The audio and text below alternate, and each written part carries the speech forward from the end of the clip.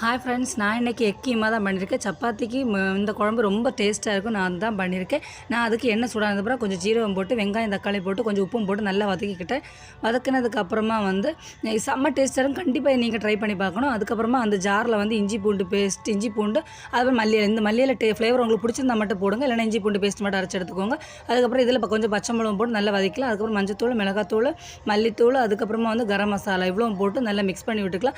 காரத்துக்கு ஏற்ற மாதிரி உங்களுக்கு மிளகாத்தூள் போட்டுக்கோங்க. அதுக்கப்புறம் நம்ம அரைச்சி வச்சு இந்த பேஸ்ட் அதில் ஊற்றிக்கலாம். கொஞ்சம் தண்ணியும் கூட சேர்த்து அதை நல்லா கொதிக்க விட்டுறலாம். நம்ம ஒரு கிளாஸ் தண்ணி போதும், நல்லா கொதிக்க விட்டுறலாம்.